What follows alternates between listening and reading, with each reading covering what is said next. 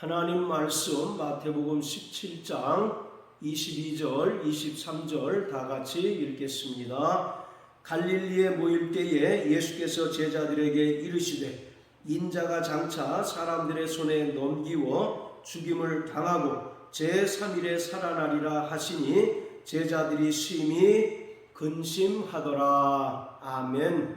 본문은 마태복음 16장 21절에 이어서 예수님께서 제자들에게 자신의 십자가 죽음과 부활에 관하여 하셨던 두 번째 예고입니다. 22절에 보면 갈릴리에 모일 때에 라고 기록하고 있습니다. 예수님께서 제자들과 함께 배를 타시고 갈릴리 바다를 건너가셔서 이방인 지역에서도 복음을 전파하셨고 많은 이적을 행하셨습니다. 그러다가 다시 갈릴리 지역으로 복귀하셨는데 이러한 예수님의 갈릴리 복귀는 장차 있게 될 예루살렘 입성을 위한 준비 작업이었던 것입니다. 즉 예수님께서는 이제 몇 날이 못되어 예루살렘 성에 입성하게 될 것이고 그곳에서 공회로부터 종교 재판을 받고 빌라도에게 넘겨져서 십자가 죽음을 당하게 될 것입니다. 자, 마태복음 16장 21절부터 23절까지 다 같이 읽겠습니다. 이때로부터 예수 그리스도께서 자기가 예루살렘에 올라가 장로들과 대제사장들과 서기관들에게 많은 고난을 받고 죽임을 당하고 제3일에 살아나야 할 것을 제자들에게 비로소 가르치시니 베드로가 예수를 붙들고 가나여 가로되 주여 그리마옵소서 이 일이 결코 주에게 미치지 아니하리이다. 예수께서 돌이키시며 베드로에게 이르시되 사단아 내 뒤로 물러가라. 너는 나를 넘어지게 하는 자로다. 내가 하나님의 일을 생각지 아니하고 도리어 사람의 일을 생각하는도다 하시고 이것이 예수님의 십자가 죽음과 부활에 관한 첫 번째 예고였습니다. 16장의 내용과 17장의 내용에 있어서 차이점은 16장에서 예수님께서 제자들에게 십자가 죽음과 또 부활을 가르치시자 제자들의 대표격인 베드로가 반응을 합니다. 22절에서 베드로는 예수님을 붙들고 간청하기를 주여 그리마옵소서 이 일이 결코 주에게 미치지 않을 것입니다 라고 말씀합니다. 그러자 예수님께서 베드로를 크게 책망하시면서 사단아 내 뒤로 물러가라. 너는 나를 넘어지게 한다라고 말씀하셨습니다. 자, 그리고 17장에는 예수님께서 자신의 십자가 죽음과 부활에 대하여 말씀하시자 이번에는 모든 제자의 반응을 짧게 언급하고 있습니다. 23절에 보면 제자들이 심히 근심하였다라고 말합니다. 여기서 근심하다라고 하는 말은 슬퍼하다라는 의미입니다. 요한복음 14장 1절에 보면 예수님께서 제자들에게 너희는 마음에 근심하지 말라고 말씀하셨는데 요한복음 14장 1절에서의 근심이라고 하는 말은 마음이 심히 요동치고 안절부절하지 못하는 상태를 말합니다. 자, 이처럼 예수님께서 두 번째로 자신의 십자가 죽음과 부활에 대하여 말씀하시자 제자들은 심히 슬퍼하고 또 마음이 요동치고 안절부절하지 못하였습니다. 즉 예수님의 제자들이 비로소 사태의 심각성을 깨닫게 된 것입니다. 마태복음 16장 21절에서 예수님께서 첫 번째로 십자가 죽음과 부활에 대하여 말씀하셨을 때에는 베드로 한 명의 반응만 기록되었지만 17장에는 모든 제자의 반응이 분명하게 기록되어 있습니다. 이것은 제자들이 비로소 예수님의 십자가 죽음과 부활에 대하여 인식하게 되었고 또 사태의 심각성을 깨닫게 되었음을 의미하고 있는 것입니다.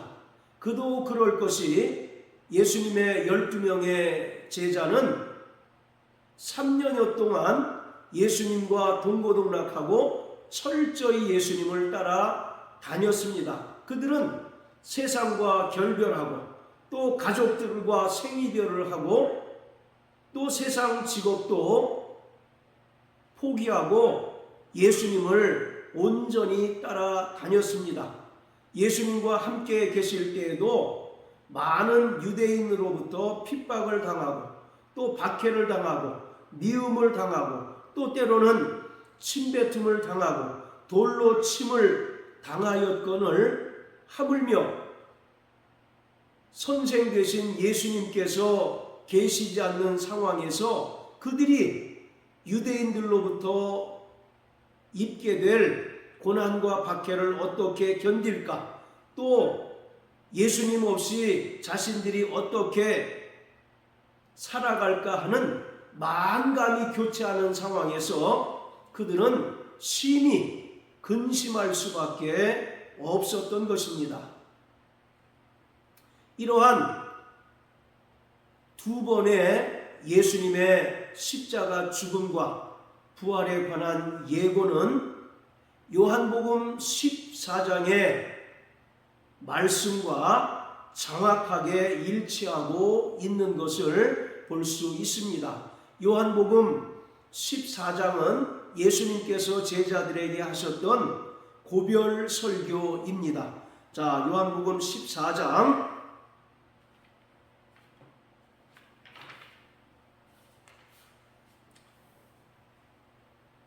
자, 먼저 13장 33절을 읽겠습니다. 소자들아, 내가 아직 잠시 너희와 함께 있겠노라. 너희가 나를 찾을 터이나 그러나 일찍 내가 유대인들에게 너희는 나의 가는 곳에 올 수 없다고 말한 것과 같이 지금 너희에게도 이르노라. 바로 이것은 예수님의 십자가 죽음과 또 부활 승천하신 후에 아버지께로 가시는 것을 말씀하고 있는 것입니다. 자, 예수님께서 이러한 말씀을 하시자 시몬 베드로가 이와 같이 예수님께 답을 합니다. 자, 36절부터 38절까지입니다. 시몬 베드로가 가로되 주여 어디로 가시나이까? 예수께서 대답하시되 나의 가는 곳에 내가 지금은 따라올 수 없으나 후에는 따라오리라.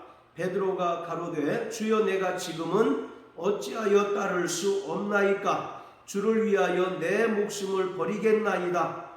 예수께서 대답하시되 내가 나를 위하여 내 목숨을 버리겠느냐? 내가 진실로 진실로 내게 이르노니 다 굴기 전에 내가 3번 나를 부인하리라. 자, 베드로가 주여 어디로 가십니까?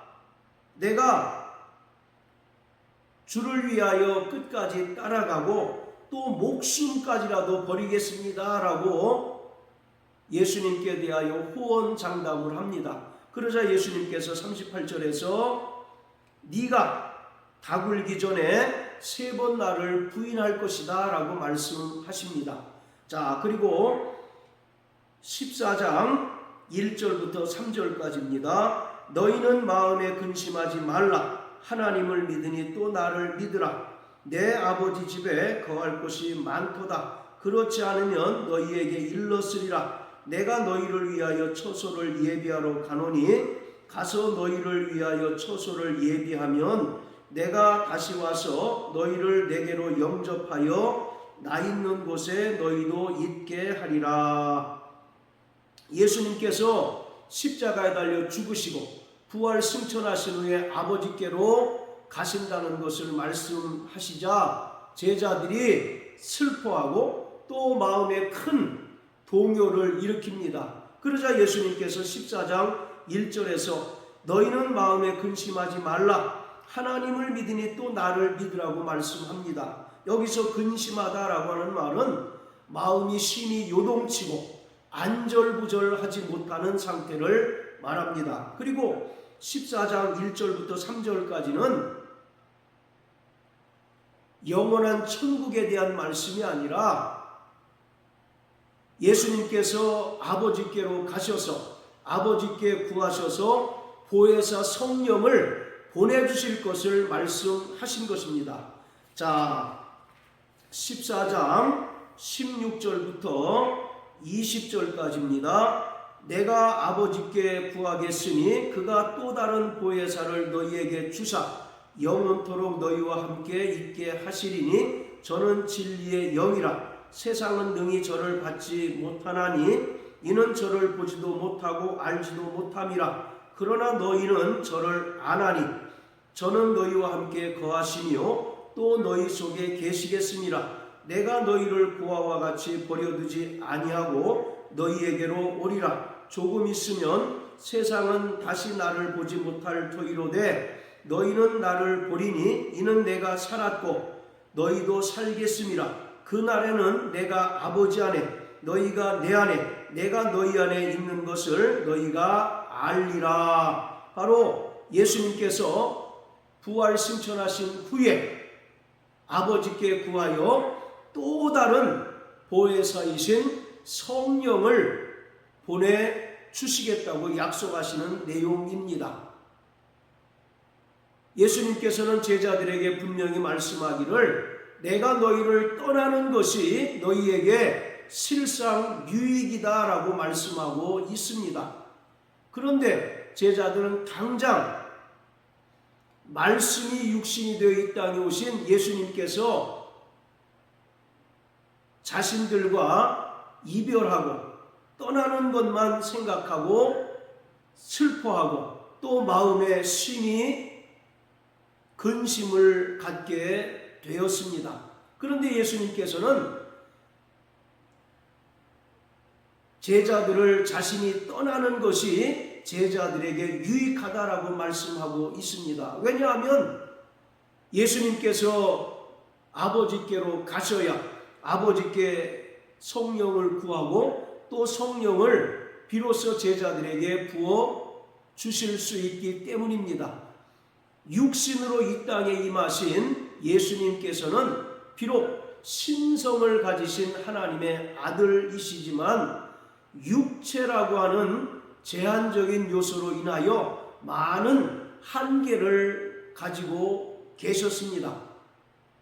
그렇지만 예수님께서 아버지께로 가신 후에 보내주실 보혜사 성령은 하나님의 영으로서 한계가 없으시고 또 제한받지 않으시는 분이십니다. 그렇기 때문에 제자들에게 임하셔서 제자들과 영원히 함께 하실 뿐만 아니라 제자들에게 하늘의 권능과 권세를 허락해 주셔서 이후로 많은 큰 일을 감당하게 하십니다. 그래서 예수님께서는 실상을 말하노니 내가 너희를 떠나가는 것이 유익이다 라고 말씀하신 것입니다. 제자들은 이러한 예수님의 그 말씀을 온전히 깨닫지 못하고 당장 예수님께서 자신들과 함께하지 않으신 것만 가지고 슬퍼하고 또 마음이 안절부절했던 것입니다. 오늘 보혜사 성령이 우리에게 임하시면 우리와 영원히 함께 하십니다. 예수님께서는 구원받은 성도들을 고아나 과부처럼 버려두지 않으시고 성령으로 우리 안에 내주하셔서 영원토록 우리와 함께 하십니다. 그뿐만 아니라 예수님께서는 약속하신 성령을 보내셔서 성령으로 말미암아 이 땅에 그리스도의 영적 몸인 교회를 세우시고 또 구원받은 성도들을 교회로 불러 모으셔서 교회를 통하여 철저히 양육하시고 또 하나님의 백성으로 다듬어 가십니다. 그렇기 때문에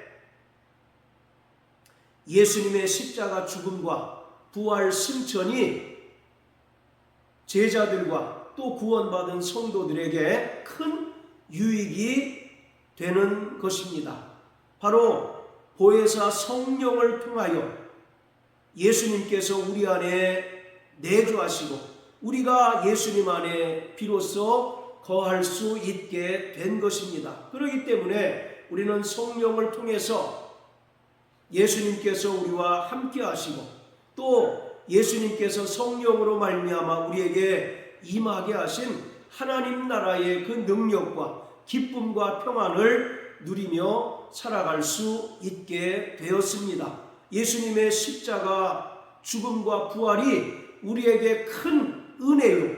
또 이후에 예수님께서 승천하셔서 약속하신 성령을 우리에게 부어주시는 것이 우리에게 한량없는 은혜인 것을 우리는 분명히 깨달아야만 합니다. 고린도후서 1장 21절 22절에 보면 우리에게 성령을 부어주셔서 성령으로 우리를 인치시고 또 보증으로 우리에게 성령을 부어주셨다라고 말씀합니다. 바로 인치셨다라고 하는 것은 우리를 하나님의 소유, 하나님의 자녀 삼으셨다는 것입니다. 이것을 감히 마귀가 건드릴 수 없고 끊을 수 없게 됩니다. 그뿐만 아니라 우리에게 보증으로 성령을 주셨다는 것은 우리가 받은 이 구원이 영원하고 바로 완전한 구원임을 분명하게 입증해 주는 것입니다. 그러므로 사랑하는 성도 여러분,